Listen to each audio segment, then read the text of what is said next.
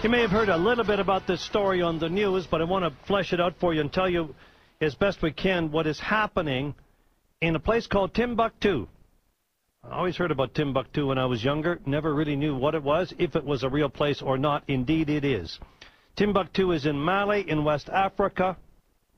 Why are we talking about it now? Well, because it's the center of, to me it looks like some confusing Islamist attacks by some radical Islamists on some Muslim holy sites in Timbuktu. In fact, World Heritage Site level sites being attacked by, what, factions of Al-Qaeda? I want to find out more about that, but in fact, what is being attacked and destroyed? It looks very much like what happened in Afghanistan. Remember, you saw some of those horrible pictures, some of those massive carved statues being blown up by the Taliban. What is happening in Timbuktu? With me, Dr. Douglas Park, co-director of the Saharan Archaeological Research Association, SARA, S-A-R-A. Dr. Park, thanks for being here. Hi, thanks for having me, Dave. Listen, I said confusing because of the religiosity of this. I don't understand why Muslims would destroy Islamic holy sites, in essence. What is being destroyed or attacked in these most recent ones? Well, I think you bring up a good point. And it is confusing to see these terrorist groups destroying Islamic monuments. And the reason that they are targeting these Muslim monuments is because the population of Timbuktu practices a type of Islam known as Sufi Islam. And this type of Islam is actually fairly liberal and is not fundamentalistic at all. So they see these monuments as threatening to their Sharia law ideology, and therefore they target them and destroy them. I'm sorry, Dr. Park, I have such trouble understanding these differences in Muslim. I mean, we know about the Sunnis and the Shia and all the things that have gone on in the Middle East, but these different interpretations of Islam, again, very confounding for a Western mind to try to figure out. So what is being attacked in Timbuktu? Sure, that's a good question. And there are a number of different types of monuments being attacked in Timbuktu. The most recent attacks have been focused on both mosques in Timbuktu, which date back to the 15th century, right, and also the tombs of patron saints of the city, which date back nearly 1,000 years. And these mosques and saints are representative of this other sect of Islam that does not fall within the Sharia law ideology of these terrorist groups. So just recently they've torn down a very famous tomb which the local population finds very important. In fact, they actually use that tomb for prayer. And so that was just destroyed, I think, yesterday or 2 days ago. And so these types of monuments are the ones that are being targeted. And it's similar, exactly like what you said, to other aspects of the terrorist group movement across the world, like Afghanistan and in other places. So it's really quite unfortunate because these are very old and these are World Heritage Sites. Yeah, World Heritage Sites, and as you say, the age of them, clearly then they've been there for a long time. Why now? Why is this terrorist group, if you will, attacking them now? Well, it's complicated. Yep. It's a very fluid situation with a lot of moving parts, and there are a number of different actors in Mali's north, which is completely Saharan in its environment, and for many years, really ever since the French first took over Mali during the colonial period, the Tuareg, which is a sort of nomadic group that live by camel and through trade, and who inhabit great areas of the Western Saharan region, have been trying to gain their independence for decades. And this isn't the first time they've staged a revolution.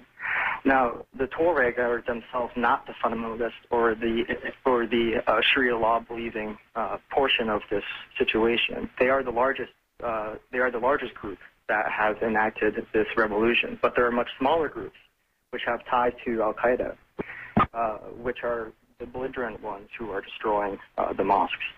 And so the reason why it hasn't happened before is because the level of well, mostly because of these ties with Al-Qaeda are new in West Africa.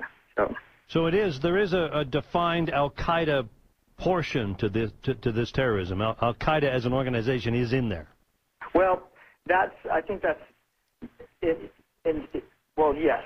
The answer is yes, but we also have to understand that there are some degrees of separation that separate these groups in Mali with groups with actual Al-Qaeda groups in Pakistan and Afghanistan. And so this one group in Timbuktu that's causing all the damage has something like 3 degrees of separation with actual Al-Qaeda operatives in Pakistan and Afghanistan. So they share a similar ideology. Are they Al-Qaeda? No, they're not Al-Qaeda, but they do operate on similar terms. So far, there's been no bombings and there's been no innocent civilians targeted in any of these actions caused by the groups in Timbuktu. Dr. Park, stand by. I want to come right back to you. My guest, Dr. Douglas Park, co-director of the Saharan Archaeological Research Association. Great historical perspective, giving us what's going on the ground in Timbuktu, Mali. But there are some treasures there that I think people are very, very worried about. We'll tell you what they are after this.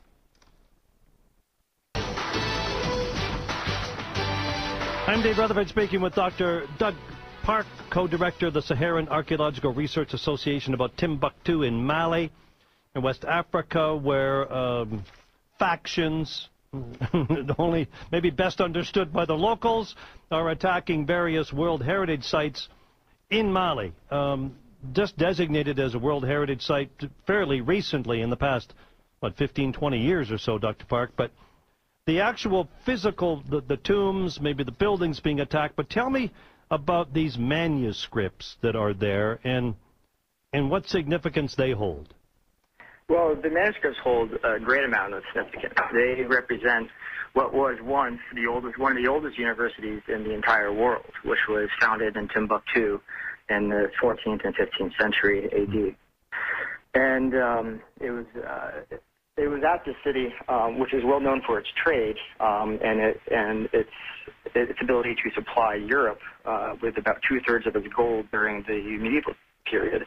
But equally so, Timbuktu was seen as a beacon of knowledge and light for the African continent, and hosted somewhere around 20,000 scholars at one time. These scholars produced hundreds of thousands of manuscripts, and over the years they've been curated and housed in various libraries across Timbuktu. Now, as it seems currently, the situation that the terrorist groups in Timbuktu have not yet directly targeted these manuscripts, so they remain safe. It's not clear why this is, but these manuscripts have equally stayed safe during both the French occupation and during other Tuareg revolutions that are more recent.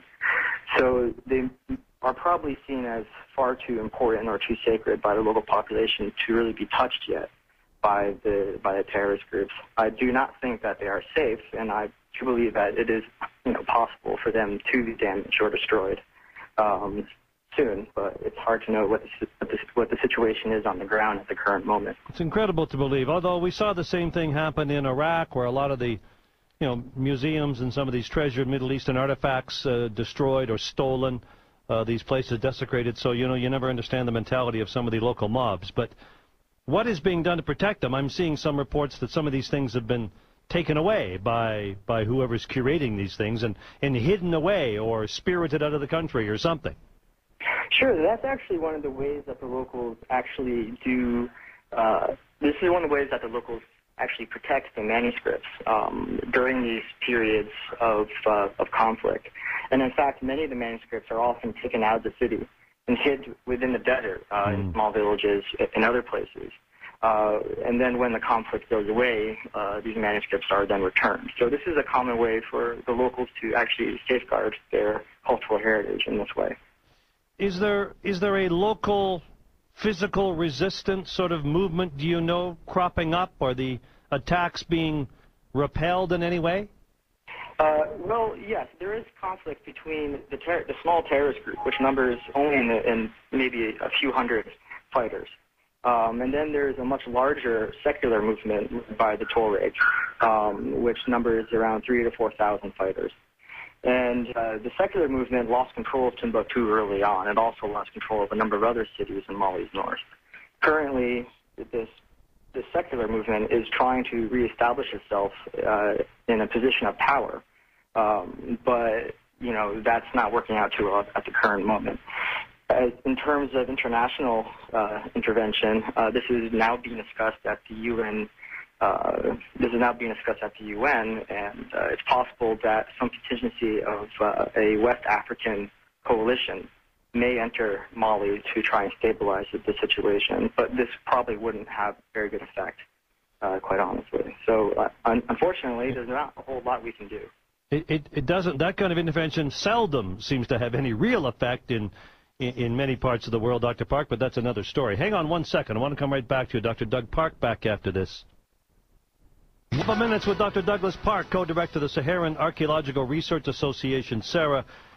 Doug, can you just give us a quick sort of description of what Mali is like? You talked about the northern region in dispute, a lot of research still going on in the southern part of Mali, but physically, geographically, what's it like?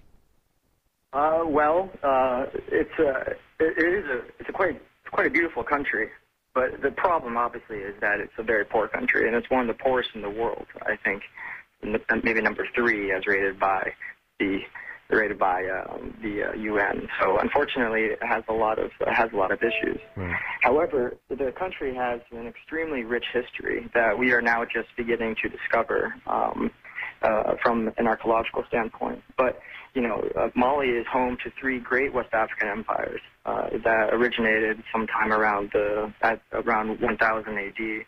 But it also has a much deeper history that goes back as far as 500 BC. And as far as the landscape is concerned, the southern regions are very tropical. And as you move north, by the time you get to Timbuktu, the country has largely turned to just basic desert landscapes, so a lot of dunes and very dry and desolate. But people live in the desert still, and mostly these Tuareg nomads. And so the country has a very rich and diverse ethnic groups, has a lot of languages, has lots of regional cuisines, and I would suggest that once the situation in Mali becomes more stable, that people try to visit this area, because in the past it's been extremely safe.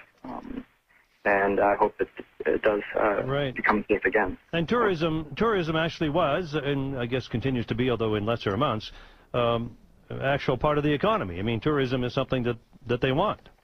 Yes. And actually, when I was last in Timbuktu, I spent about 13 months there recently, and it was just before the situation really started coming to light. And at this point in Timbuktu, there are 4-star hotels. They're flying in food fresh from Paris every other day, and hosting large tourist groups. And it was going through its sort of second renaissance since its heyday in the 14th and 15th centuries. And it's really unfortunate to see a lot of that now going down the drain. But I hope that, you know, sometime in the near future, the region is stabilized and this can actually, develop again. Yes, it would be great to see. You would hate to see these incredible monuments attacked as a small band of terrorists, or whatever you want to describe them as, destroying those kinds of antiquities. It's just ridiculous. Dr. Park, thank you so much for your time. Thank you very much. It's good to talk to you. Thank you, Dr. Doug Park, co-director, Saharan Archaeological Research Association, SARA, in Mali, talking about Mali. Timbuktu in Mali. You're going to hear more about this. I know you are. We're going to come back.